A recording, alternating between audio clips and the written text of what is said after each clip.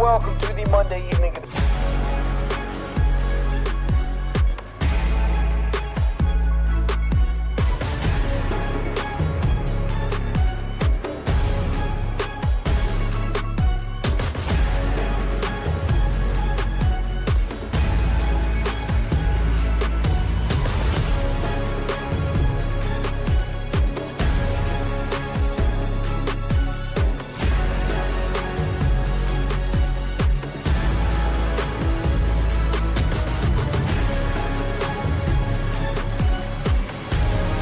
Love ball like I do.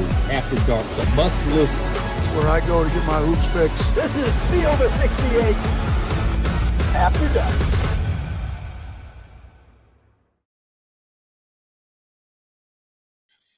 Hello and welcome to the Tuesday evening edition of the Field of 68 After Dark. We have some big coaching news that we're going to get into later today. Richard Pitino was hired by Xavier and Phil Martelli Jr. was hired by VCU. Two really good jobs in their leagues are now filled, and that all happened within the last hour. We are also going to have a surprise mystery guest join us.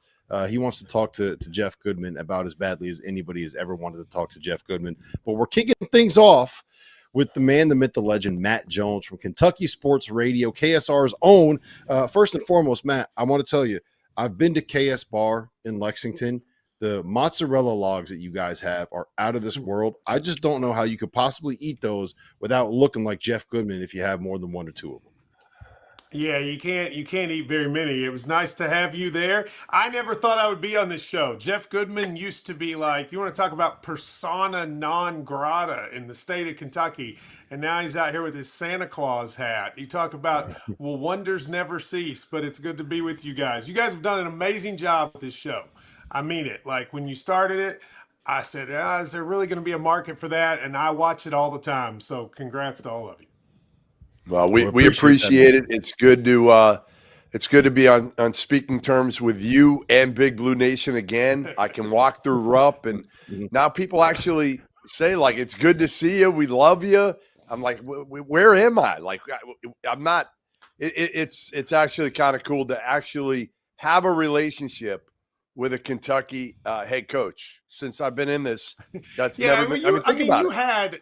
You had a relationship with Calipari. It just wasn't a good relationship. I mean, You had strong feelings about each other, but I just don't know that I would say it was a positive one. Yes. Do you remember the first time you and I believe, had like a legitimate conversation? I think I was telling this before. It was Billy Clyde, now who I call Bully Clyde Gillespie, got the job, and you had me on your radio show. I was at Fenway Park covering the Red Sox game, and I tried to tell you, one of the few times I've been right, I tried to tell you why Bully Clyde was the wrong hire at that point. You fought me, and you came around. It took you about probably 12 months, maybe 18 months to figure it out, and it did not work. No, Billy Clyde's a unique situation, but it didn't work. I hope that guy's doing all right. But you called that early. You and Mike Pratt, rest in peace, former UK announcer, you both called it very early that it wasn't going to work. And then Tyler Hansborough, one of the first recruitments I covered when I started my blog 20 years ago was Tyler. We thought Tubby was going to get him to Kentucky, and he ended up picking North Carolina. And Tyler, it seems like you hate us now. Every time I turn this on, you're talking about how much you hate Kentucky. What did we do to you? I feel like we lost to you every single time we played against you. Well, you guys did. But I will just say, I never realized, Big Blue Nation's impact or – what they're capable of until I started doing the Field of 68. And I will say there's not a more passionate fan base out there than Big Blue Nation. And no doubt. If you say anything remotely negative, I mean, they come at you with waves. And it was just more of, it was them, F you, no, F you. And one of those situations, kind of like a Goodman special. I haven't gotten on the good terms with Big Blue Nation. I need to go with Jeff to Rupp next time so he can feel a little more at home. But, it's just we say F you with love, though. We say F you with love. That's no, I love our relationship. Again, though. college basketball needs 4 programs to be good. They need Kentucky, Duke, Carolina, and Kansas to be good. And right now, Duke and Kentucky still in the tournament. Kansas had an off year. You guys had that run, but you got to get Hubert getting it back to where it is because we need you all good. It's better when you guys are good. I agree with you on that. We got some work to do, but hopefully we'll be back there next year. All right, Matt, one of the biggest reasons I wanted to have you on here today was you tweeted something that I saw. You basically said it's frustrating for you when talking heads in the college basketball sphere like us try to tell Kentucky fans how to feel or try to articulate how they are feeling in that moment. And it kind of hit me like, yeah, we do that a little bit too. So it's a weird situation for Kentucky right now, right? You're back to being really good again. You have this coach that everyone seems to absolutely adore. And the guy that you kind of pushed out is also having some success. So let's start with this. Where are you guys right now as Kentucky fans with Mark Pope? I think I know what the answer for this is going to be. Well, they're through the roof. You've talked about this a lot, and I actually think you've articulated it as good as I've heard anybody in the national media. Kentucky fans need to be loved, right? They need to have their coach not only win, which is most important, but they need to be loved and they need to feel like they're one of them. And it was just over with Calipari here. I wish Cal the best. I think it's pretty impressive he's been able to turn it around there, but it wasn't going to work here. It was over here. There's no way he could have come back and it not be toxic. Mark Pope has been everything Cal wasn't in the last few years. He's connected with the fans. Sunday was a very nerve-wracking game for Kentucky fans, not because they were going to get mad at him. I mean, I kept hearing these national media people say, oh, there's so much pressure on Pope. There wasn't from the fans. But we didn't want to listen to people like you all tell us that we did the wrong thing because we know we did the right thing. So by him winning Sunday, now it makes it to where you make the second weekend, which Cal hadn't done since 2019. And I think Kentucky fans feel great about where they are. I mean, he gets an A, and if he beats Tennessee in the Sweet 16, might become an A+ in year one. Yeah, I mean, obviously he's done an incredible job, and I wonder what were your feelings initially though, because they missing some guys. We know that. I mean, Scott Drew went out there and he didn't take it, and Nate Oates wasn't really interested, and they missing some guys that. But they missed on guys back when they got Cal. We know that whole situation, right? Billy Donovan, I think it was Donovan, Jay Wright, maybe Izzo. When they got Mark Pope, were you all in right away, or were you kind of a little bit hesitant like me of like, well, I love Pope as a guy, but I don't know if he's going to get it done at Kentucky. What he's done this year has been amazing to me. But where were you the moment you heard it's going to be Mark Pope? What was your first reaction?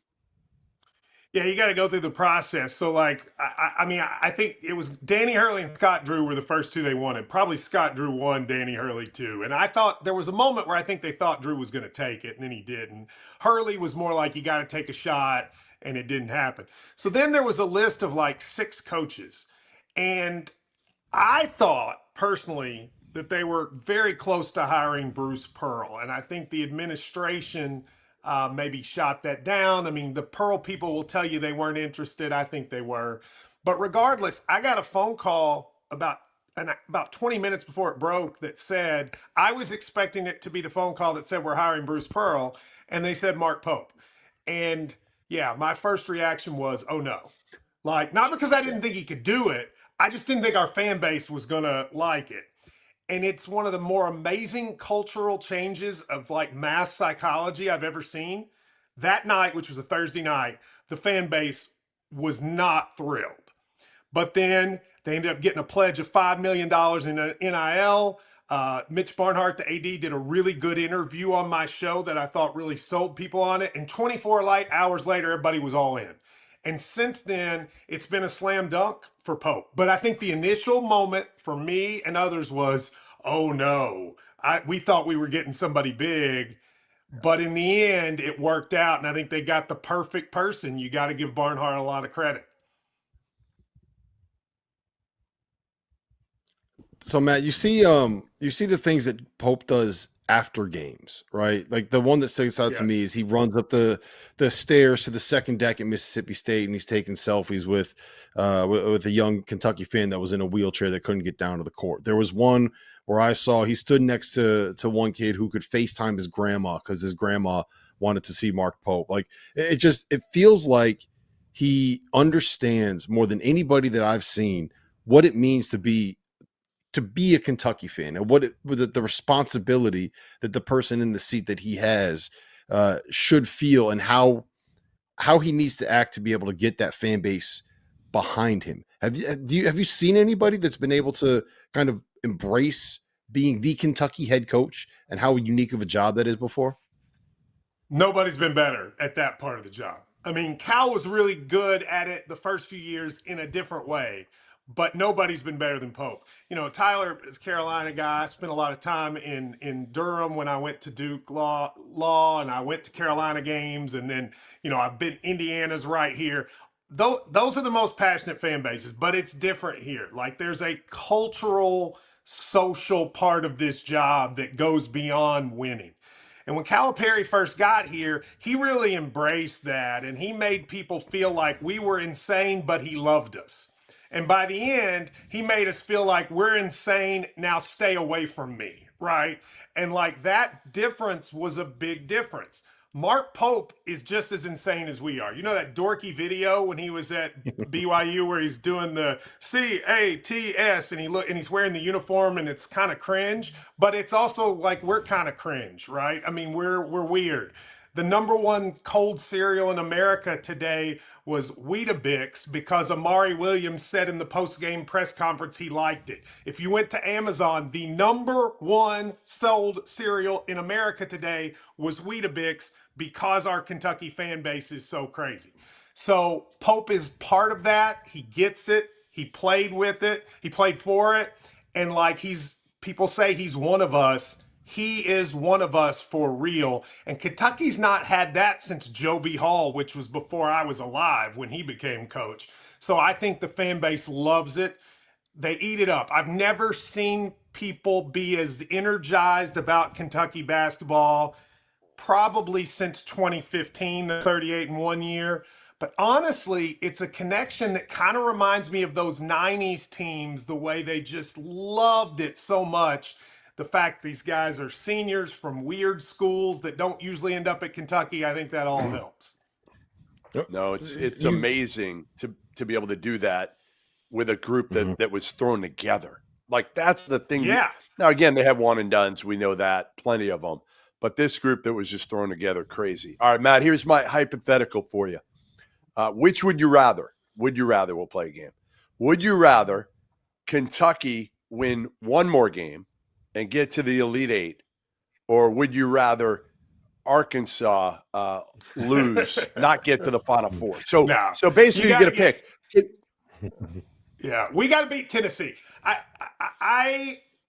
If you're going to get Kentucky fans to be on, if the game wasn't Tennessee, that might be a different conversation. But our biggest rival is Louisville. But our second biggest rival is Tennessee. And we really don't like Tennessee. And Tennessee's never made a Final Four, which is something we like to make fun of a lot here.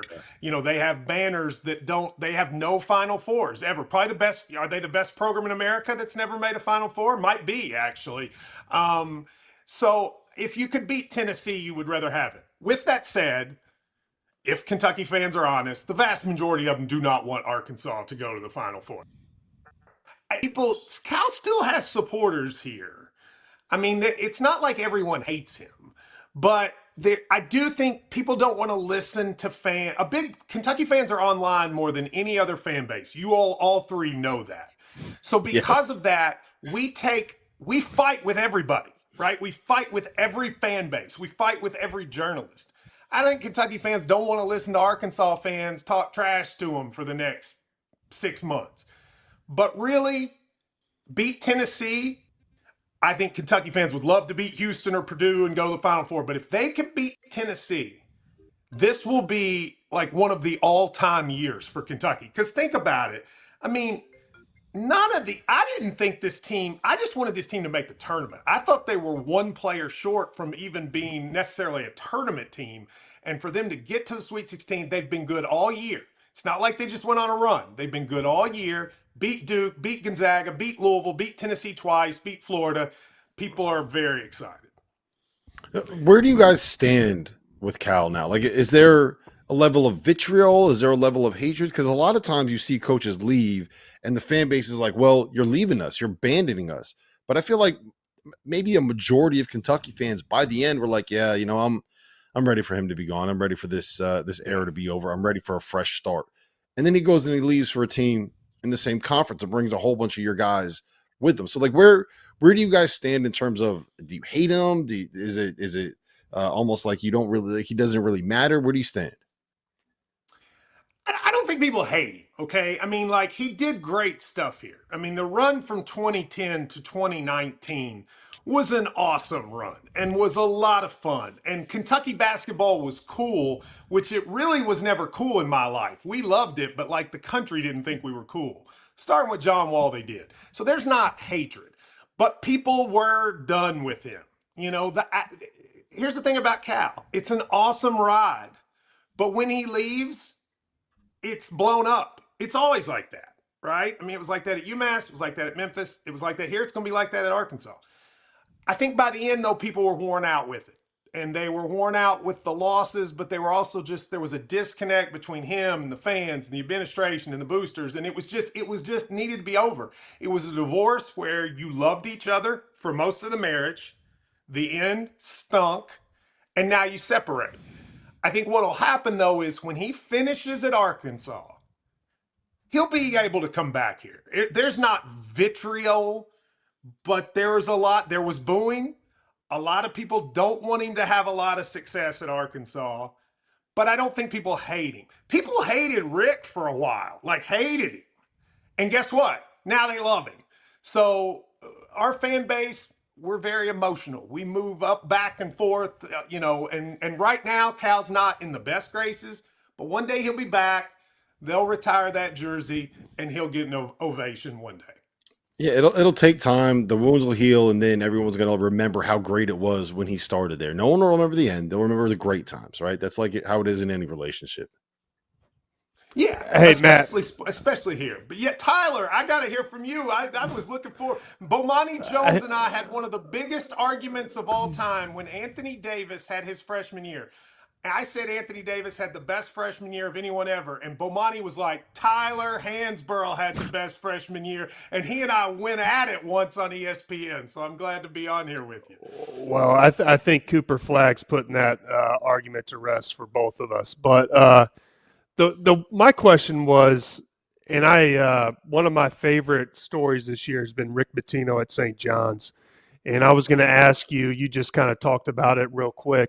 How do you guys view Rick Pitino, and has the Kentucky fan base enjoyed what he's done this year? I think most Kentucky fans, not all, but 90% of them were pulling for St. John's and Rick all year. The transformation of how Kentucky fans feel about Rick Pitino is one of the most amazing things I've ever seen. I mean, this was a dude who Kentucky fans rooted for his downfall. I mean, all of the stuff that happened. I mean, Rick took more jokes from Kentucky fans and from me and my website and show in particular at Louisville.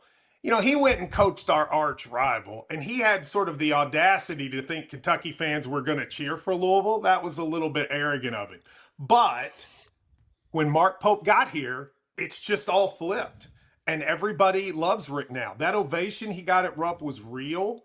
People seem to I mean, I had him on, and I'm one of the people who's probably the harshest to Rick of anyone.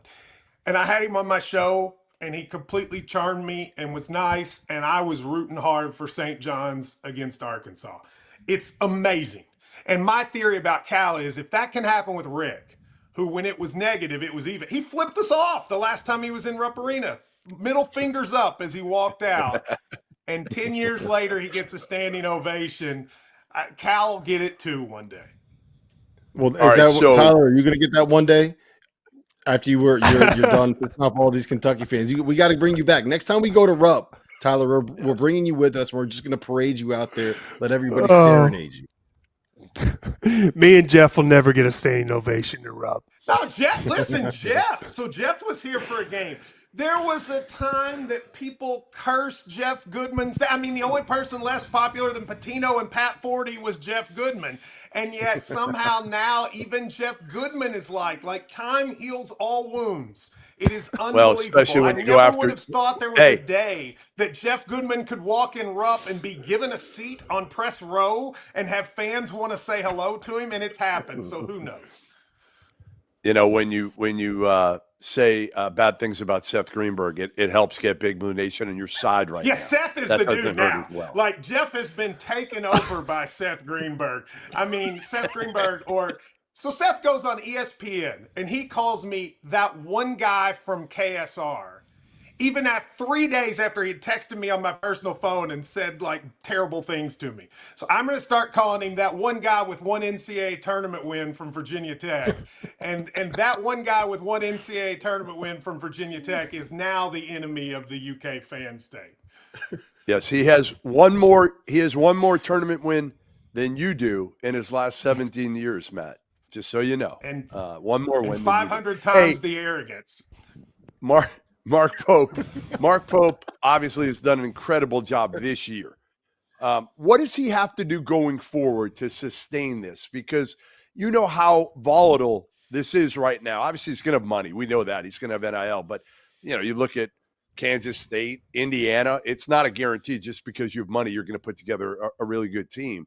What does he have to do going forward to keep this thing going? I think Kentucky fans would like to see him get one elite recruit that's not from Kentucky. We probably had two of the best in-state recruits we've ever had in the last 15 years in Kentucky, Jasper Johnson and Malachi Moreno. They're coming in next year. He got them both, so that was really good. I think they'd like to see him get one top 10 guy because we got used to that with Cal. But honestly, I think he's set up perfectly. The portal, I think, really works for him. He can pick guys for his system. You know, when I looked at who he brought in last year, I remember thinking, well, I never saw Amari Williams play. You know, I'd seen Kobe Brea, but I was like, well, he was the sixth man at Dayton. Otega Owe never really stood out to me, and he made that team into a great team. I think, you know, if he continues to attack the portal, wins. He's also doing things that don't seem big, but are big. He renewed the Kentucky-Indiana series, which Calipari let end. He's going to take the team to Maui or one of those tournaments. Cal refused to play in those tournaments like Danny Hurley is now doing. So fans like that stuff.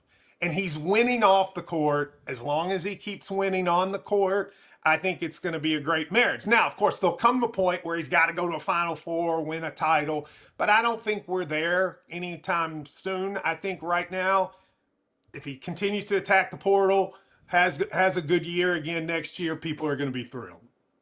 Yeah, the vibes are good enough at this point. As long as that arrow is trending up and in the right direction, I feel like Kentucky fans will be behind him. I will tell you this: people love to hit us with, "Oh man, you're only negative for the clicks. You're only negative for that. You're only trying to troll us to get attention." Well, when Kentucky is good, it is good for all college basketball media. And I'll tell you, when as we look towards what's happening, getting ready for San Antonio, I would love nothing more to see Kentucky down there. Let's keep the good vibes going, man. How about, how about Kentucky and Arkansas? How about Kentucky and Arkansas? I don't want that. My heart cannot handle a Kentucky-Arkansas final. Like that needs to not happen. But that needs not happen. In college basketball, you guys know this, Kentucky and Duke and Carolina, in my opinion, those three, to me, are the programs that dominate the sport. Kansas is right there. UConn's becoming that, but because their games aren't on ESPN, I think a lot of America doesn't even think to watch them during the regular season. But, you know, you saw on CBS Sunday, they get their record ratings for the second round. And why is that? UConn, Florida, then Duke, then Kentucky. College basketball's better. We just need Tyler Hansborough's team to stop being terrible and actually get up there and make the ACC respectable again so that he can join the group. Yeah, listen, we got to get Tyler a hat that says make the ACC great again, right?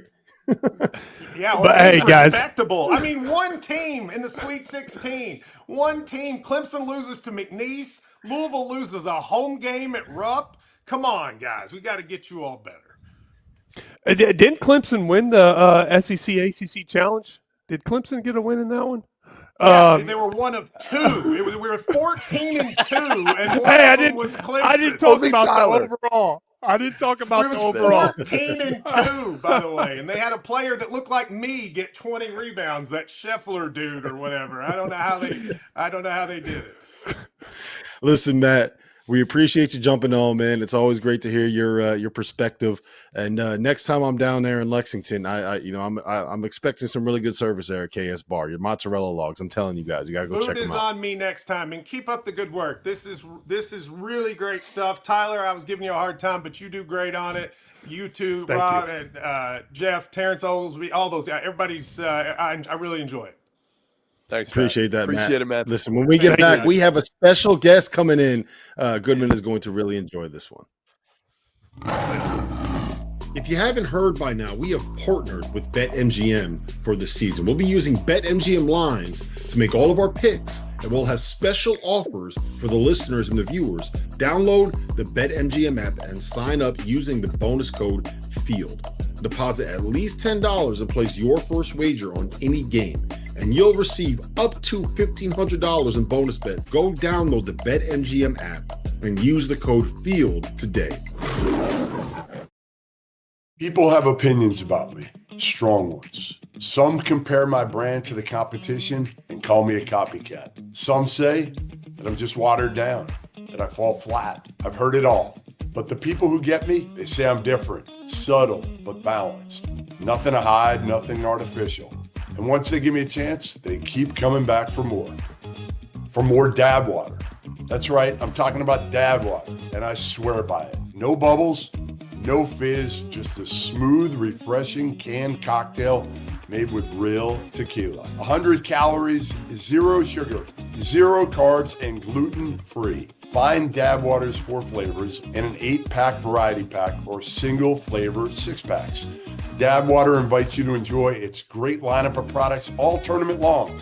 Take it from me, Jeff Goodman. Sometimes the most polarizing things are the best things. Dad Water, tequila, water, natural flavors. Welcome back to the Field of 68 After Dark. Rob Doster, Jeff Goodman, Tyler Hansbrough. We're live on Sirius XM, channel 84. We are streaming over on YouTube. We are streaming on X. And guys, we have a Sweet 16 here that we're going to have to break down. We just heard from Kentucky Sports Radio's Matt Jones. That was a really good look into the insight of Kentucky fans and where they kind of stand right now on all things Mark Pope and all things Coach Cal. Tyler, I haven't actually heard from you yet about the tournament and where we are right now heading into the second weekend. What has been your biggest takeaway? What have you kind of learned, and what are you looking forward to maybe as we head into what should be a terrific second weekend in college basketball? Well, the first thing, the first matchup I'm really looking forward to is Duke versus Arizona. And the reason I'm looking forward to that game in particular is because of Caleb Love and what he's done against Duke. It seems like he's kind of been a Duke killer. You know what happened the last time he played him in the Final Four. He was with North Carolina, and obviously that's one of our favorite victories ever as Tar Heel Nation as we knocked off our rival in the Final Four. He had a huge game. You know, Caleb is one of those guys that he can get hot and he can light you up, but also he can go cold. And he's the one thing about Caleb is love him or hate him, he's going to shoot it regardless of whether it goes in or out. So if he catches on fire, I'm really going to be interested in that matchup. The next matchup I'm really looking forward to is kind of the Houston-Purdue game. I kind of feel like the Houston-Purdue is kind of like a good offense versus a really good defense. And I feel like it's going to be two different types of styles kind of going head-to-head. But ultimately, obviously, I picked Houston to go to the Final Four from the get, so I'm going to roll with them. I think they're too athletic and big for Purdue, and they control the boards, and defensively I think they're going to put a lot of pressure on Purdue like they haven't had all year. Tyler, I got to ask you about Caleb Love. Are we going to get the full weight of Tar Heel Nation behind Arizona? Is everybody that has ever worn anything Carolina blue, whether it was a jersey, whether it was a t-shirt, whether it was Goodman putting on that hat, are they going to be there behind Arizona, behind the Wildcats, behind Caleb Love, rooting for their old player, their old teammate, their old friend, Caleb Love, to end this this run that Duke is making? I think every Tar Heel out there is going to be pulling for Caleb. I actually want to put his jersey in the rafters if they get it done. And I'm with you, Jeff. I was like, if Caleb does this, let's go ahead and throw his jersey up there. We'll put an Arizona jersey up there. I would love to see him do it. But yeah, hold on. You want to retire his Arizona jersey in the Dean Dome?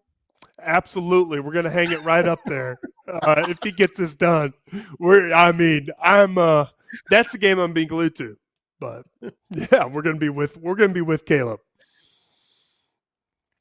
That's pretty good, Tyler. Pretty good. If you're right. I mean, like, what could be better? I mean, you guys aren't in the tournament, and you guys are, obviously have been very mediocre this year. So all you got to do now is root against Duke. And if Caleb Love ends up knocking out your rivals, he probably does deserve to have his jersey hung up.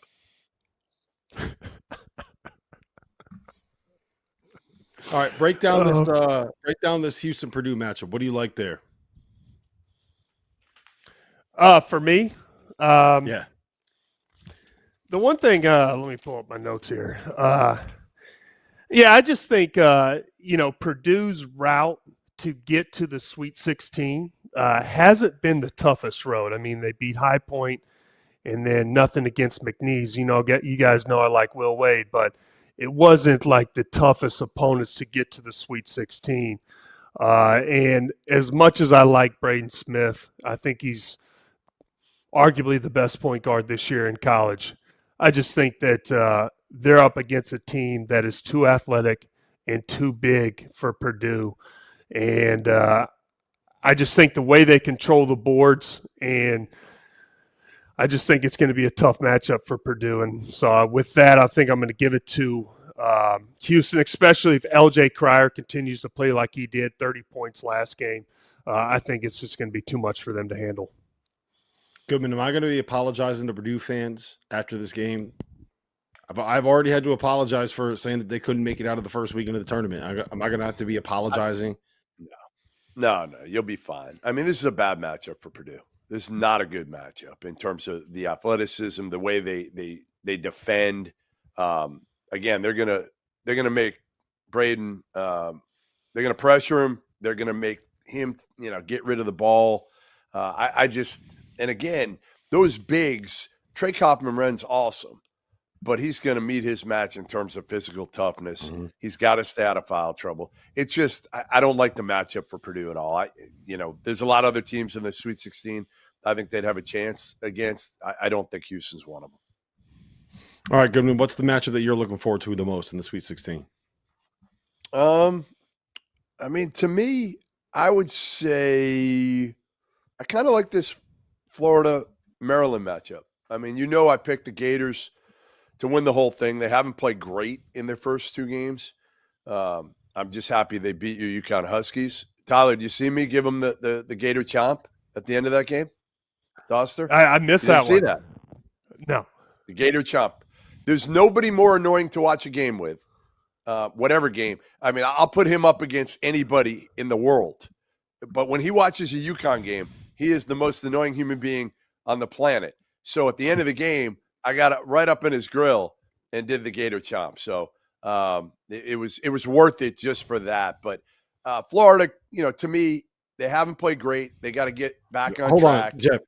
Tyler, when I say he Gator chomped in my face, like he walked up and chomped, and I could feel the air from his hand moving. I very seriously considered walking out of the sports book that we were at and just being done and just leaving. You could get lost in Vegas and never be found again. And I very seriously considered doing that. It's called a movie. Florida was right here in Raleigh, so I was dealing with the Gator Chomp all weekend. I saw it all over the place. And the one thing I will say, Rob, is we didn't do a bracket fill out this year on the show. And last time we done those the 2 previous years, UConn has won back to back. So yeah. Jeff, we have a very special guest that wanted to join the show today because he had a couple things that he had to get off his chest, a couple things that he wanted to make sure that he said to you. My man, Clint Stoerner here, is not happy with the way that you've been treating John Calipari in Arkansas this season. He's not happy. He's got something to tell you. Clint, what's going on, man? Hey, Clint, it's great to see you. It's been too long. It is great to see you boys. And Tyler, I'll introduce myself in a minute, man. It's an honor to be on the show with you. But Goody, I'm gonna give you a chance. I'm gonna give you a chance to circle back to these Hogs, man. I completely understand why. I completely understand why you said some of the things that you said. You believed what you believed, and hell, I'm just a casual old fan, man. Just one of them old hayseeds down here in Baytown, Texas, watching my Hogs. And follow Goody, follow Field of 68. You guys do unbelievable work. And just from a distance, man, I just sense you just banging my Hogs constantly. And I'm gonna give you a couple of passes here. I'm not gonna get Mama Hog on this sumbitch to talk to you now. That's what I was number worried one. about. Listen, No, I'm not scared of you. join us. I'm not scared of you, but I'm scared. If this was Mama Hog, I'd be shaking right now. But I'm not that scared of. Here's the deal. Listen, when a guy underachieves for 3/4 of the season, what are you supposed to say when he's got a payroll of $7 or $8 million of NIL, probably number one in the entire country, and 2 weeks before the end of the season, they're fighting just to get in the NCAA tournament. When they lose in Columbia against South Carolina, they get mollywopped. Do you know how to spell mollywop? I could give it a good shot. I mean, I know how to use it very well, so I'm picking up what you're putting down there, Goody. But go ahead. No. Here, look. I mean, you're stating the obvious, man. A guy takes over a program that has one fella left in the locker room when he takes it over, and he's got to go shopping, and he's got a little bit of money. He's got a luxury, right? He's got a great place to coach basketball. He's obviously got a resume, one of the best to ever do it. But there's even with that, it takes some time. When did he start? 0-5 in the SEC. It takes a little time, whether you're playing basketball, football, baseball, it doesn't matter, Goody. I don't know if you ever played any organized sports yourself or not, but you see, it takes time. It takes time, Goody, for that chemistry to really set in, and he overcame some injuries, and no doubt it was a slow start. But here we sit right now, and them Hogs are the only double-digit seed standing, which is. I mean, they're playing some good basketball. I mean, here's what I don't know about Cinderella now. I don't know about Cinderella. That's a little disrespectful. That's a tad bit disrespectful because there's a $7 million budget there and a great coach. But here's the deal, Goody. I want your honest to God opinion here, which I know you always give. What if you had to reseed? Because I know right now Arkansas is sitting at the 16 of 16. But knowing what you know right now, what you've watched happen in the tournament, and you know of Calipari and the Hogs right now in terms of health. Where would you, if you had to reseed this thing, where would you have the Hogs? So I probably have them about 6 or 7. They're playing great basketball. They are. They're playing. They're playing great. I don't think I put them ahead of any of the ones. I wouldn't put them ahead of Tennessee. But I'd put him ahead of a bunch of these teams at this point because, again, he's doing what they should have been doing all along. But he stuck a guy named Nelly Davis. He sent him to the corner like he did something wrong. Like when you were a kid, when you did something wrong in elementary school, They put you in the corner. Yeah. They told you to turn around and look at the wall. That's basically what he did to Nelly Davis. Now he unleashed Nelly, and Nelly's Nelly again. And this team is different when Nelly Davis has that pop. And we saw it, man. Like that dude, he's got shit to him. He can get to the basket whenever he wants. He is a tough matchup. He's fearless. He has been the difference to me, the primary difference in why this team flipped this entire thing. And it's, Boogie Flan going down allowed Nelly to be Nelly. But I thought Nelly should have been that all along. I know people say, well, he was hurt, the wrist injury, all that. But, to me, again, this Cal is doing a coach of the year type deal. I am not buying this. I'm not buying it. For Well, a quarter Goody, of the season, he's done a coach of the year. For 3/4 of the season, they were ready to fire him. well, I mean, he was teaching Nelly a lesson. Maybe Nelly needed a lesson of his own to get right and get back where he is right now. And hey, what's wrong? What's so damn wrong with doing the best job at the end when it matters the most, and when the games are the most important? What's the matter with that? Tyler, you buying the 6th seed if you had to reseed them right now? No, they're worse than the 6th seed. And listen, I can tell you Gosh, right dang, now. hey, we're starting this thing off Clint, rough, Tyler. Damn it, boy. calm down a little bit. I'll just tell you this. They're going to lose to Texas Tech, okay? This is a top-tier type SEC team with length and athleticism. And, you know, if you're going to sit here and tell me that Arkansas is just too talented and that's why they didn't work it out from the get, I'm just not buying it. I mean, you know, I can tell you from experience with North Carolina, you know, we can use the excuse you want your team to peak at the end of the year, but that only works for so long when you don't peak at the end of the year. And so, I mean, if you guys are hanging on to that, you know, look at us right now. So buckle up. Well, want and prefer are two different things. I want my team to peak, you know, at the beginning of the year. I know you. I mean, at North Carolina, y'all expectations were to be number one from jump, but here at Arkansas, we like to be realistic. You see, we'll take peaking at the right time, baby. We'll take giving a coach a 3/4 Tyler of the will too season right to get now. his. Trust me. Tyler at Carolina, they're there with you at Arkansas. You guys are in about the same plane right now. Hey, look, we'll pick any peak. We'll take any peak. So look, hey, Tyler, I'm gonna take my Hogs against Texas Tech. I like that skinny length versus that thickness. You know, I mean, it's you know, sometimes that length is hard to get over. Is McMillan playing, by the way? Is McMillan playing for Tech? We don't know yet. I don't think we know yet. They haven't said it. They haven't said anything. My guess is that he's going to try. Clint, I got a question for you, man. Goodman complains about Nelly Davis getting put in the corner. Is that better or worse than him getting put in the kitchen to do these shows? No, hey, look in the kitchen. Who are you talking about? Oh, we're behind him. Hey, Goody, you done got your ass summoned to the kitchen. What happened, man? Boy, I tell you, times have changed, man. Long story. It's a long story. Boy, all right, we don't have time for that. We don't have time for that. I tell you what, hey, Goody, here's the deal, though, man. I like my Hogs. I like the length. I like the speed. We got Boogie Buckets back, so we got a guy that can go to the rack at any point in time. And look, we got to play our best basketball, but I think we get Tech. Come on, hey, what are we putting on it, Tyler? What are we putting on it? It's nothing like meeting the man in the first 20 minutes and making a handshake. I just love how we bring Clint on here to talk about Tyler's what are we putting on. Hey, yeah, that was like, man, no, Tyler's they're gonna lose, man. They're gonna get smacked. I mean, he done muted me or what? He talked shit and ran. What you do, Tyler? You talk shit and muted me or what? I'm not a big bettor, but what you want to put on it? I'll give you a nice little gentleman's bet. Hey, well, I'm a tequila man. I'm still a tequila man. Some things never change, Goody. You know what I mean? So after them Hogs whoop that ass, man, I'll shoot you a little something. Request all right, that is. I'll bet a bottle of tequila on it. I got some tequila in the mix over there. I'm good with that. Got it. Clint, All right, I miss Goody, you, man. who you got? Miss you. Miss you. Goody, Love who you got? I got Arkansas. I got Arkansas on this one. Man. I do.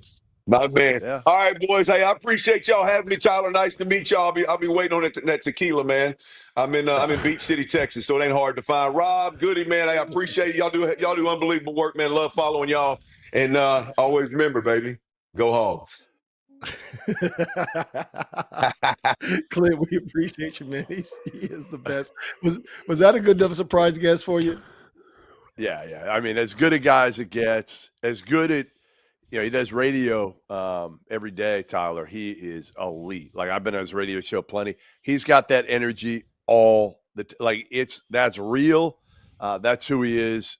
Former Arkansas quarterback. And if you ever meet his mom, Mama Hog is a trip. We'll send you some videos. You talk about somebody. She does not like Goodman. She does not like Goodman at all. At all. She comes for his neck. Oh man, I love Mama Hog.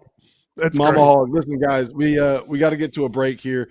On the other side, we have to talk about Richard Pitino heading to Xavier. We have to talk about Phil Martelli Jr. getting VCU, and we may have another surprise guest, Tyler. I don't even know if you know about this one. That's coming up next. The teams that win consistently are not just the most talented teams. They're the ones where the coaches truly understand their players.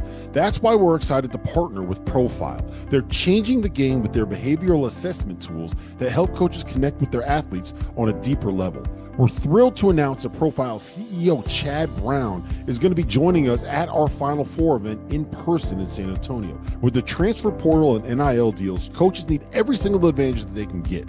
Profile helps programs cut through the noise and understand exactly what motivates each player and what development strategies are going to work best for them. We've talked to coaches nationwide who say that Profile has transformed how they evaluate in the portal and develop their players. Instead of guessing, they have real insights into what makes each one of those human beings tick.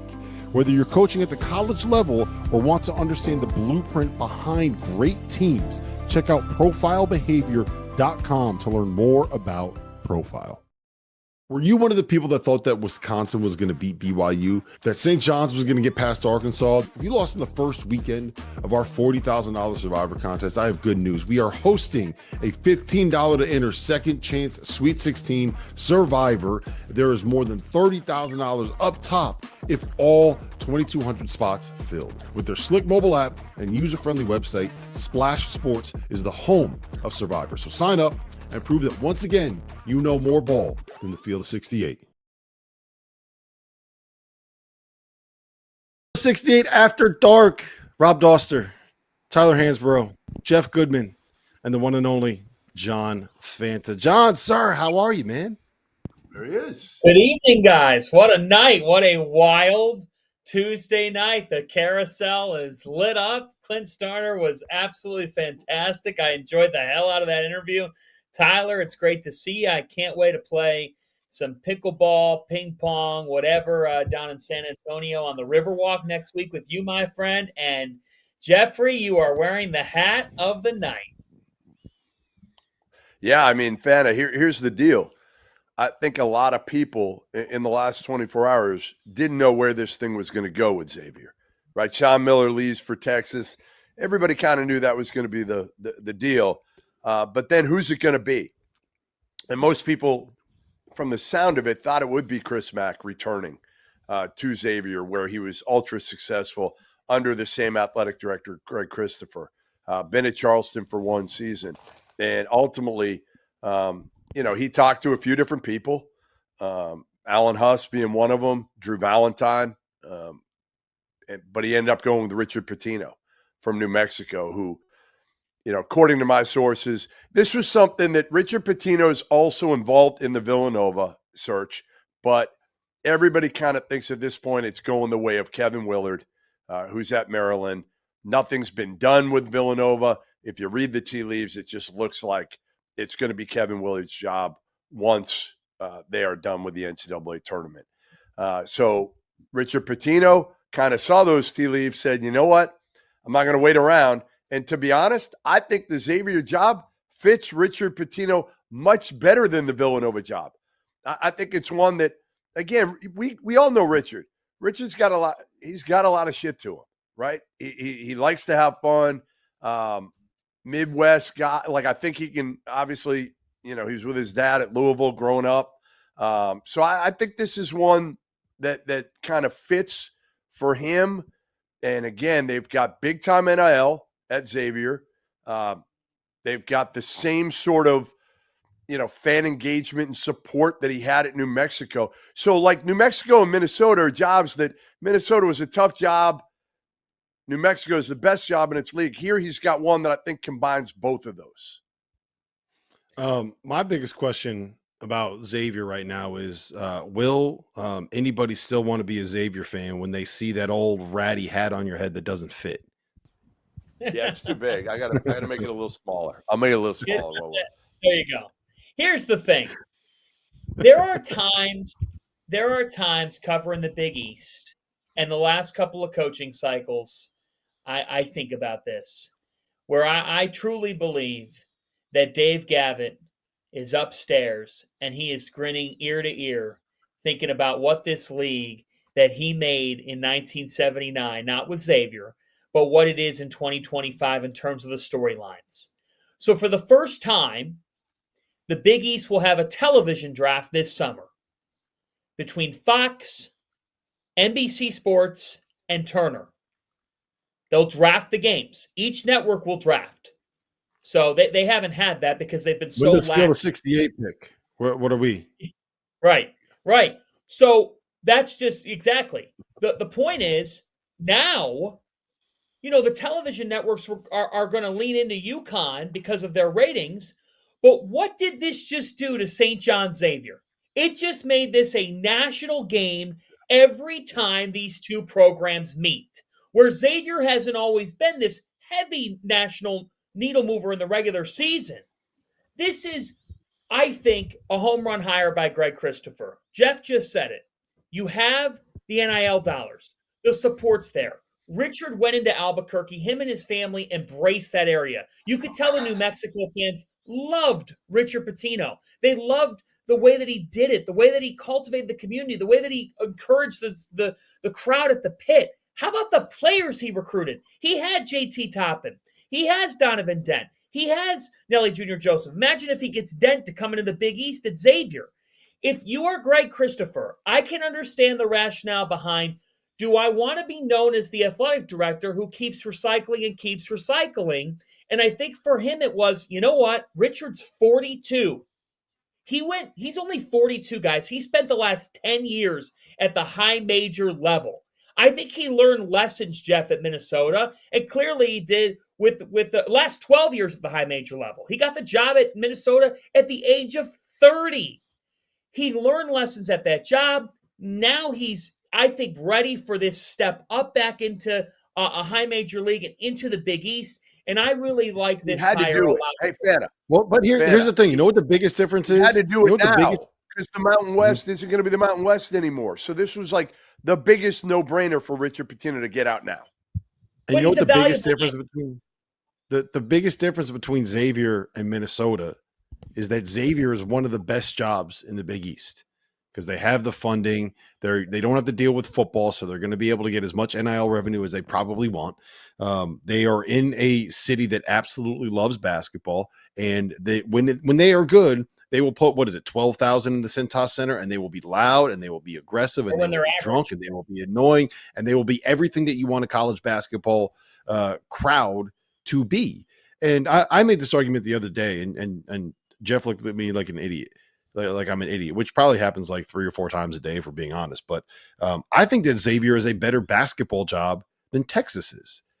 I understand where the thought process lies, but Texas is in a better league, right?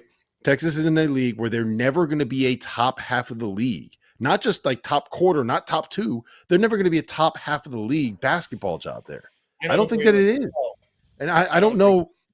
And I don't know what are they going to be able to get the same level of funding that you'll be able to get at Xavier? Are boosters going to want to give any money to the football team when they say, look, you know what, we can give some money to the basketball team to get a new point guard, but our left tackle's got a bad knee and we might need to get a backup left tackle over there. I think that Xavier is going to be a better basketball job in 3 years than Texas is. And you can call me an idiot as much as you want. I've been called an idiot before. I can deal with it, Goodman.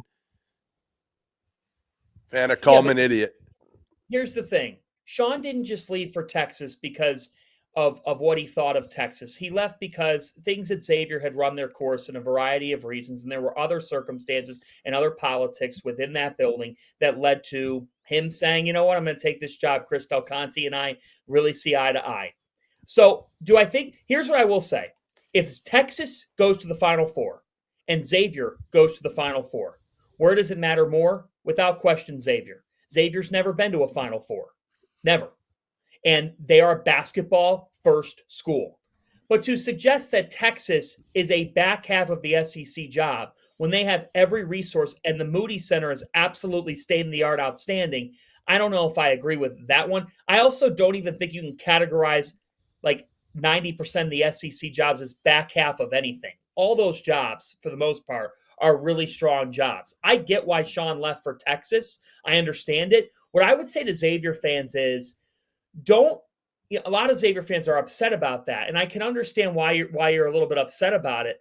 But Greg went I think he felt the need to go outside the family, but to get a guy who fits their values.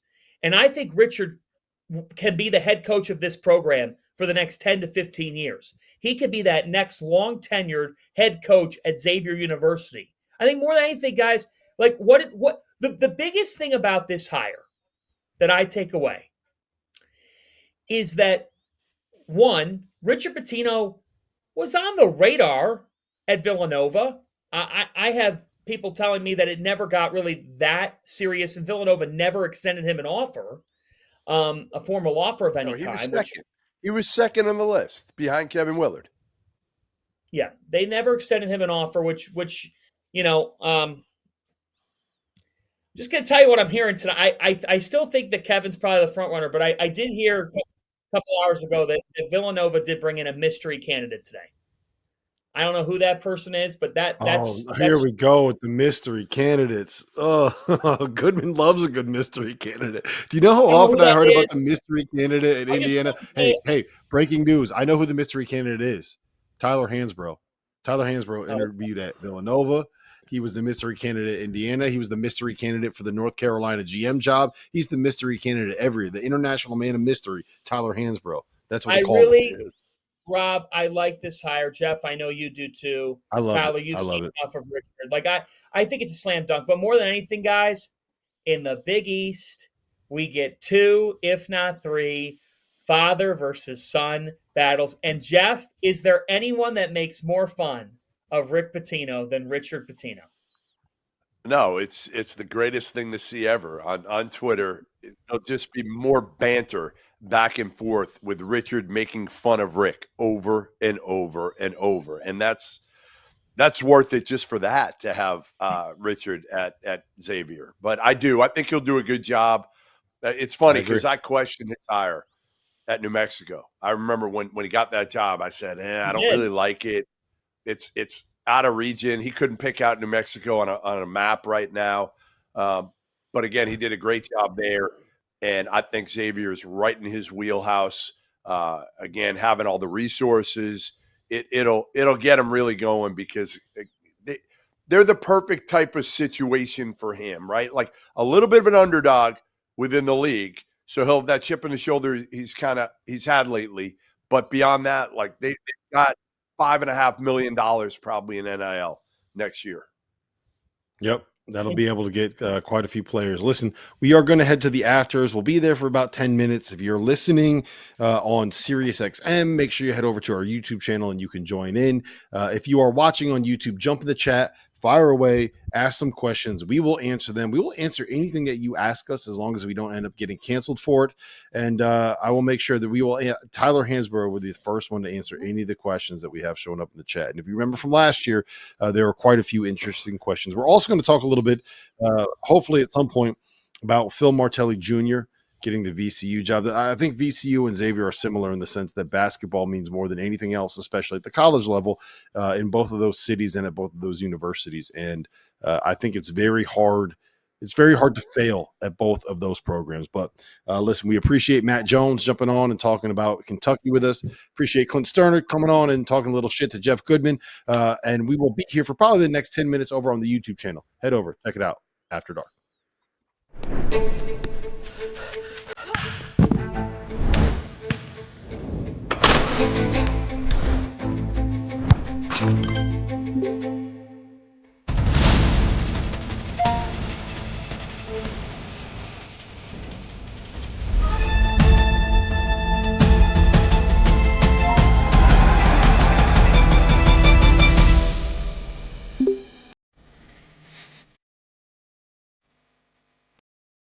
I have been looking for the best deal on March Madness tickets, which is why I want to give the sponsor of today's show, SeatGeek, a huge shout out. SeatGeek is the #1 rated ticketing app with over 28 million downloads and more than 70,000 events available. Now that March Madness is here, SeatGeek has your back. Each ticket is rated so you know if it's a good deal with that little green dot, and it's backed by a buyer guarantee. You can get 10% off your next set of tickets at SeatGeek with code FIELD of68. That's code FIELD of 68. I want my home to feel like my home. So whether I'm looking for big furniture, just a small piece for my place, or maybe some storage solutions for the basement or the garage, the answer is Wayfair. Seriously, I needed a new patio set and fire pit for my backyard. I bought it on Wayfair. It looks great on our deck, and it gives me an excuse to fire up the smoker, invite some friends over, crack a couple beers. Just last week, I bought a new chair for my office, someplace comfortable to sit while the madness takes up the 4 screens in front of me. I got it on Wayfair, clicked a few buttons. A couple days later, it showed up at my front door. They even offered to help set it up for you. Digging through online stores can be intimidating. Trust me, I know.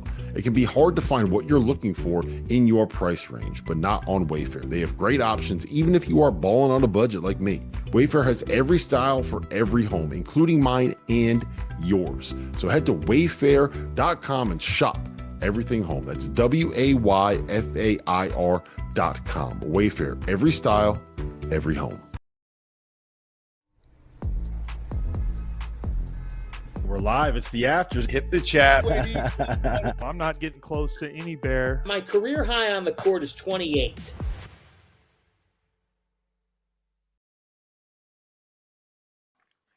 Well, welcome back. Field of 68 After Dark. We are in the afters. Rob Dosser, Jeff Goodman, John Fanta, Tyler Hansbrough, Dagan. This is where people get to ask us questions in the chat. What do you have for us? You got anything good? I'm aware of what the afters are, Dosser. I've been doing it all year. I like that. That was awesome. Hey, Dagan, you know. Yeah, so we obviously were talking coaching hires. Phil Martelli, obviously, is one we didn't get to, but one the chat is interested in is West Virginia, where we think they're going to go. Yeah, the name that's been really hot the last few days is Ross Hodge at North Texas. I think it's ridiculous, to be honest, that Ren Baker, the AD at West Virginia, didn't go the route of Jared Calhoun, who's been at Utah State, who is a former assistant at West Virginia, who's got strong ties to the state. And, oh, by the way, I think was the best man. Either he was the best man in Missoula's wedding or Missoula was the best man in his wedding. But whatever the case, they're super close. And he's so plugged in that he can raise money at West Virginia. Like, that's the advantage of bringing in a guy like Calhoun, where if you bring in a guy like Ross Hodge, who I think he's going to be a really good coach, and I'm not saying he's definitely the guy. He just hasn't done enough, and he doesn't have that anything to the state of West Virginia. Now, I think Ren Baker is probably just going the route of like not bringing in anybody that's got ties with Bob Huggins, and I just don't like that. I don't like that way of doing things. Again, I think Calhoun did a great job. I know people will say, well, everybody wins at Utah State. I get it. That's obviously a great home court advantage, but you still got to put the team together and coach them. And Calhoun did a great job at Youngstown and has done a great job in his 1 year at Utah State. All right. I have a question here. Tyler, how long do you think you'd survive in a zombie apocalypse, and how would you survive?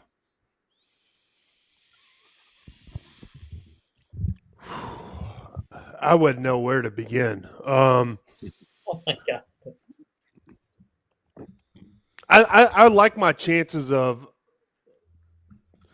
6 months. And that just depends on basically my ability to stay hidden kind of in my own area for a long period of time and stay away from the zombies and not get too freaked out a little bit.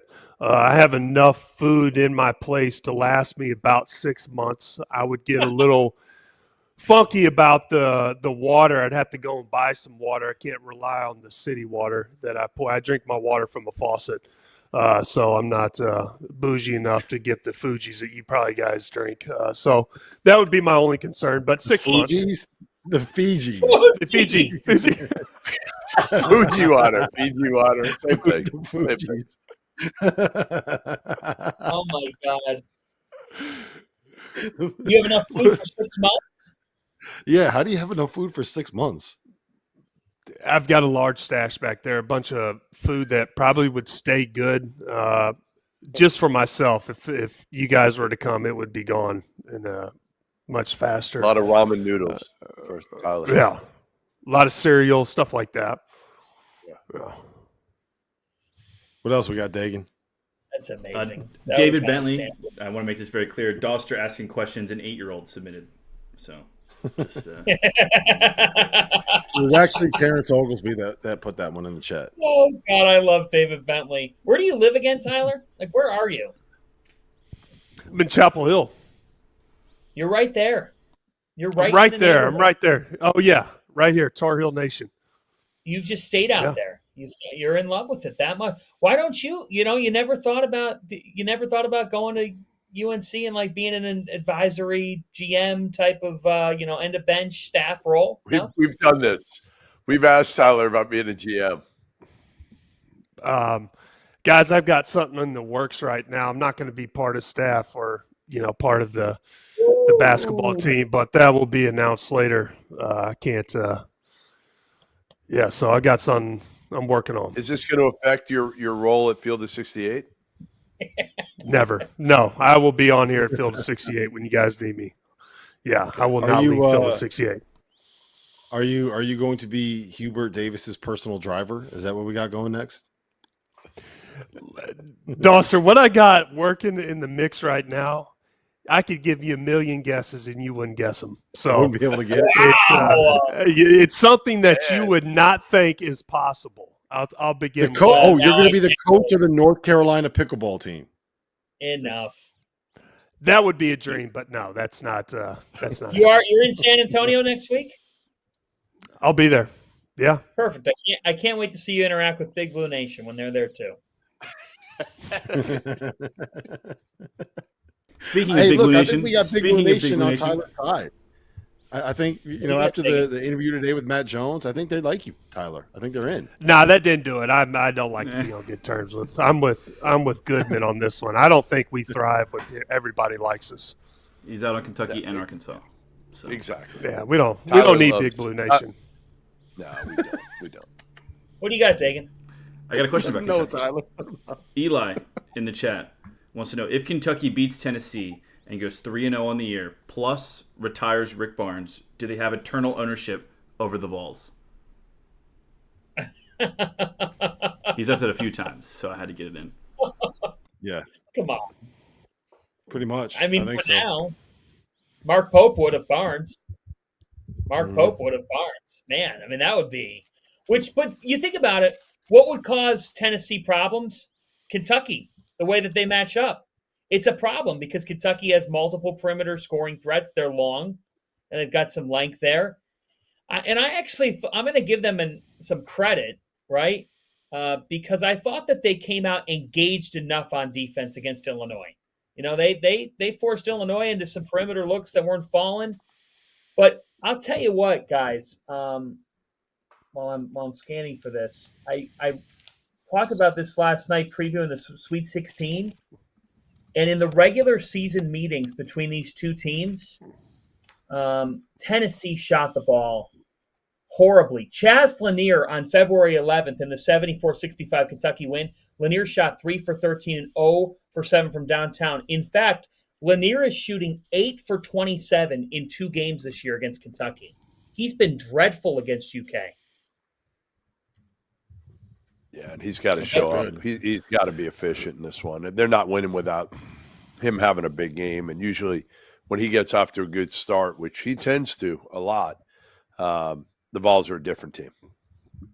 Yeah, and I'm actually with Fanta on this one. I think Kentucky wins. And the reason I'm thinking that is just because I think Tennessee is a very good perimeter defensive team. But if you look at the prior 2 meetings between Kentucky and Tennessee, Kentucky has shot 50% from the three-point line in both games, 12 for 24 exactly in both of the 2 previous meetings. And then also you look at Lamont Butler was out for the second game. He got injured in the first. I'm thinking having him available for this game is going to be a big difference maker. And I think I'm with Fanta. I think Kentucky is too athletic and too lengthy for Tennessee in the long run. Mm-hmm. All right, Goodman, I have a list right here that I'm going to read to you, and I want all you guys to weigh in on this. These are all the high major coaching hires that have been made so far in this cycle. Luke Lux to Florida State, Darren DeVries to Indiana, Ben McCollum to Iowa, Jay Lucas to Miami, Nico Medved to Minnesota, Will Wade, NC State, Sean Miller, Texas, Alex Jensen to Utah, Ryan Odom to UVA, Richard Pitino to Xavier. We'll start with you, Goodman. Out of all of those hires, who is going to have the best season in 2025-26? Willie Wade. Will Wade? No doubt. Yeah, I love that hire. No doubt. No doubt. I just love the hire because, and Tyler knows this better. He likes Will anyway before this. And he knows that the NC State fan base better than all three of us combined from being down there. And the hatred between Carolina and NC. People think it's like Carolina and Duke. Carolina and NC State is at a different level. Don't you think, Tyler, this is the ultimate match made in heaven? Will Wade, who's kind of like, take me as I am, like he's going to say whatever. He doesn't give a shit. And the NC State fans that are probably, I don't know, like they're just kind of the biggest lunatics in the sport because they're unrealistic with expectations of who they are. Yeah. And I think you're right. This is the biggest slam dunk hire I think I've seen in my lifetime in college basketball. And the reason I say that is because I think NC State fans have a little bit of Big Blue Nation in them where they're going to talk trash no matter what, no matter if they're having success or not. And listen, I love Will Wade, and I know that he's on the clock with me. Once I see him on the sidelines in the red for the Wolfpack, it's going to be really hard for me to carry this same type of light that I have for him, just because I know he's going to embrace that. His personality fits that North Carolina State personality. He's going to be talking smack. He's going to be animated, and he's going to be passionate, just like the fan base. And listen, Will Wade is a win-at-all-cost type coach, and so is the Wolfpack fan base. And I think it's a perfect fit for him. Well, to be different, because I also agree with both of you, and that would be my answer, would be Will Wade. But if I cannot answer Will Wade, Ben McCollum's making the NCAA tournament, and I would bet on him to win a game in the NCAA tournament, if not 2 games. Because with Bennett Sturts coming in, they're going to be tough, they're going to be well coached, they're going to play efficiently, and they have an All-American candidate.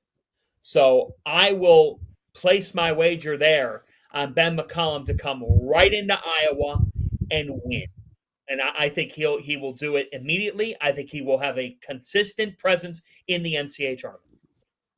And he'll probably get Bennett Sturts on a little bit of a discount. You know, I mean, I'm sure he made nothing in NIL this past season, or very little. You know, he texted me and he said, like, it's loyalty, obviously, because McCollum took him when nobody else wanted him out of high school. Nobody else, obviously, was only D2s. But he said he's so smart to understand. He said, I understand how valuable the system is to me. Like, I understand that I may not work everywhere like I worked this past year and have worked under Ben McCollum's system for the last 3 years. And he'll have a leg up next year because he knows that system. Yep. I think you guys are look, no one's even mentioned Darren DeVries at Indiana so far. Like, the issue for Indiana has never been getting the talent there. It's been getting a guy that can coach up the talent, at least since the transfer portal opened up, right? Since this became a thing. They have the money to spend. They have deep pockets. They had talent last year. I know they lost some in the portal, but it's Indiana. They're going to bring somebody in, and Darren DeVries has proven that he's capable of being a very, very good coach. So I think Indiana is going to be really good. Tyler, do you have anything other than Will Wade? Is that your pick too? Will Wade's my number 1. If I had to go number 2, I actually think the Lucas to Miami is going to be a good hire. I think he's had a lot of success at Duke. He's a young coach. I think Miami has a good NIL package. It's in a great city. I think recruiting will be easy. So I think if I had to go 2, I'd like the Lucas to Miami hire. Oh, what are you saying? You're going to give some 21-year-olds $1 million to go live in South Florida, and that's desirable? That would be an optimal location for me. Yeah. The ACC got better. The ACC got better, though. And honestly, I'm just going to be real here. I never want to see a head coach lose their employment, but the programs who ripped their Band-Aids off upgraded in their hires. And there are some coaches who I believe are employing people who, unfortunately, it's not going to work out a year from now, but they kept them anyways for a variety of reasons. Just saying. The ACC needs to be better. These hires should make the league better. Yep. I tend to agree. Tyler, we did get a question in the chat from an Illinois fan named Trevor Valise. He said, would you rather find one person or 1,000 cockroaches in your attic? I mean, that's easy. 1,000 cockroaches. I mean, I'm not. Come on, guys. Here, that's an easy fix. Well, how person's on person easy get fix. Right. Is the person dead or alive? that question was not specified. Yeah, I mean, that may who's the change my person? answer. I was banking on the fact the person was dead. I would not like to find a dead person in my attic. If he's alive, then I would take a live person. I would just kick him out, or I don't know. Right. You have to do what you got to do if somebody breaks in. But I take the live person.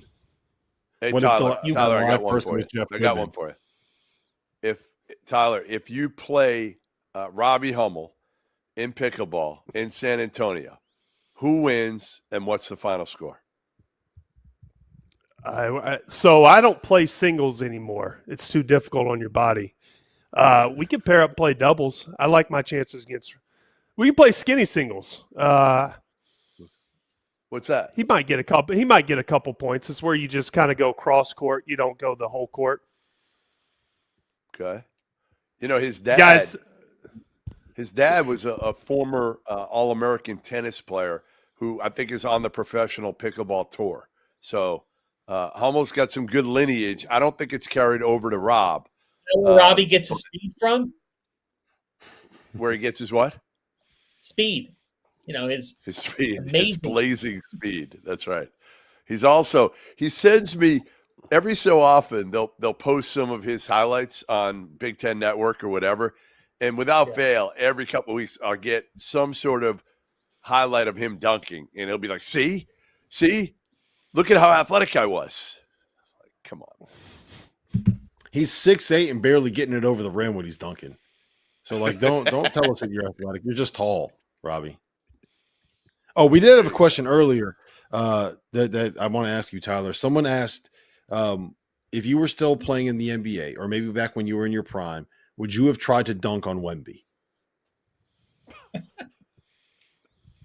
yeah, I don't know if I would have been successful. I mean, it's guys, when you play basketball and you're in the NBA, you don't walk out there scared to do things. You do things, No. and if they don't work out, they don't work out. It's true. You dunked on someone taller than Wemby, didn't you? Yeah, but that's not Wemby. Kenny George was not Wemby. Wish it was Wemby. Who's the most intimidating defensive player you ever went up against was who? The toughest defensive player. I tell people Ron Artest was one of the toughest defenders just because he's about 6'8". People don't realize, Ron Artest was 250, 260, solid muscle. And, his legs were massive. He was just one of the strongest guys that, I've gone against. And he was pretty athletic. And he had a little bit of a loose cannon. So, yeah, Ron Artest was up there. Yeah. That would make sense. That's Don't you mean Meta World Peace? Right. Dave, we got anything else? We have a lot, but we're not going to get to it all. So they can all come back tomorrow night. So do a little quick. Do a little Nothing is quick with you two. We'll go quick. Rapid fire. Rapid fire. Let's be real. Quick. All right, fine. I had one earlier. Which one seed can you see losing in the Sweet 16? I forget who it was from, but Houston for me. Houston.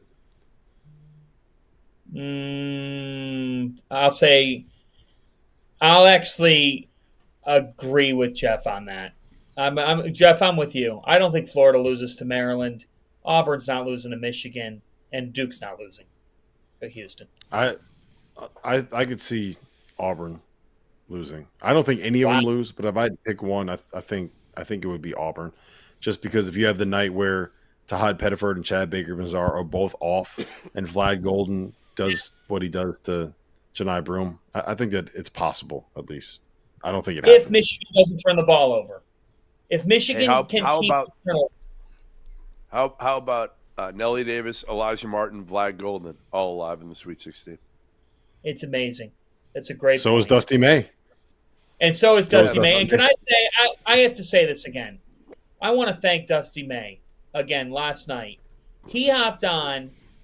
He was with us at 10:55, and we just BS for 5 minutes, and then he gave us 18 strong minutes. There's a reason why you guys have included him in an MTE. There's a reason why he's the coach at Michigan. There's a reason why he's having success at Michigan. That man gets it. That man gets it. And it's authentic. There's no self-promotion with Dusty May. None. Yeah, and we don't root. It's not how we do it here. It's not how I do it. But I will say this: I wish that man success, because I just think he does it. It is authentic, Jeff. He's doing it the right way. And look, his program's just getting started. I think Michigan will be in a Final Four under Dusty May here at some point. All right, Why Dagan. not? Well, that was quick. Is that it, Dagan? No, that's not it. You had another TK question? TK has a trivia question for you guys. What's the capital of Montana? Bozeman? No. Billings? Haley? No. I think Tyler's right. What is Haley. it? Helena. Wow. What'd you We all say? failed the Helena? Pretty impressive, Tyler. Helena. That was pretty good. Good job, I just had Tyler. another one. Oh, here we go. This one's for Fanta specifically, but you guys can all answer if you really want. Who's the Browns quarterback next year? Oh, God almighty. I mean, I am so – oh, Jeff. I mean, right now, like they brought in Kenny Pickett, which is so gross because we brought in – With his small hands? Sean Miller's trash bag, from the Steelers. I don't think so. I think they're going to draft a quarterback. I don't think they're going to be able to get Cam Ward because I think Tennessee's going to take him one. And so I think I'm left with Deion's kid. Have fun. This is where we're at, man. Like, I don't know what to say. But when you don't have it right the Patriots are back. Hey, the Patriots are back. There we go. Yeah, that's what I needed They to got they got a wide receiver for Drake May. He's 31. He's coming off an ACL. He's better than anything they've had. I don't care. Like they've had nothing. He's not a big culture guy. I didn't like how he left the Bills. All right. Wow. I just don't know. I'm in a real hard place with the Browns and their quarterback situation. But yeah, I mean, Kenny Pickett, we'll see. Maybe Kirk Cousins ends up doing something. You got the Cavs. At least you got the Cavs, Fanta. And my Guardians, my baseball team's excellent, and my Cavs, Mike Gansey. I'm telling you what, go Cavs, baby, because I want a Celtics-Cavs Eastern Conference Finals. I want to bet Jeff Goodman something, and it's going to go down. Yeah, it's happening. Goodman Let's won't go. pay up. Goodman won't pay up. Well. You don't want to bet with him. Goodman won't pay You up. saw me wear the Hummel jersey. You saw me wear the You jersey. wore it to the for Hummel 30 seconds, Jeff. Yeah, that was for weak. 30 seconds. You put it on and What are took you it off. talking You about? didn't even let us take a picture. Oh my God. There's I no can shot. only imagine- Speaking of bets, hold on here. Megan wants to know what it would take for Goodman to jump off the Riverwalk, or into the water off the Riverwalk. So Bail money. I would. Bail money. I You'll get would, but I'm arrested. told. Yeah, I'm told you get arrested and fined for it. So I don't really want to pay a ton of money or be in jail. Okay, well, for the tonight, hypothetical, let's imagine that fans- there was no fine. What would it take? You're not going to do it, so. I mean, why not? I mean, if I had a few drinks, Oh, my God. I might do it. I've actually thought about doing it. Do you go to jail? Yeah. Yes. I guess. Yeah. Yeah, that's a kicker. I don't want to go to jail. Me either. Although I will say this, that mugshot, here's what I know. Number one, whatever you got cooking career-wise, that's out the window if you jump in the Riverwalk, buddy. Hey, what if we That's it. just all do it? We should all. They can't take us all down. If our they whole probably crew, the could. entire field of 68 jumps in, They can't take us all down. They would only get the slowest one. So it'd be Jeff. Rob, they could take It's us like all. that old saying. I could swim. You don't have to outrun I'm a a bear. great You swimmer. just have to outrun the person with you. What if you never got out? You just swam down the river. They might jump in It's not after like you. that, I don't think. It's not really like a flowing, like the thing doesn't have a stream to it, I don't think. It's kind of like it's very calm, right? Yes. It's got to go out somewhere. I mean, it's not just like doesn't just end. I mean, you could just float. We could get down like a the raft. Riverwalk. We could get a big Tyler, are raft. you floating the Throw it Riverwalk? in the Riverwalk. Tyler's We gotta gonna do a float the photo. Riverwalk. We'll get you a raft, an inflatable cooler. Tyler, you Couple can get down paddles. there. You and Couple Clint Stoerner paddles, can you drink that got bottle of tequila down there. get a float and some mango carts. I might do it. Yeah, there you go. Here's what I know. I'm calling it. Show's done. San We Antonio's going to be appreciate high everyone level. being here. We appreciate everyone jumping on. Fana, thank you for jumping on. Tyler, thank you for coming by. To Matt Jones, Clint Stoerner for showing up. Goodman, it's never a pleasure. Dagan, great show. Trevor, keep doing what you're doing. We'll see you guys tomorrow night, 11 p.m. Eastern time. Field of 68 after dark.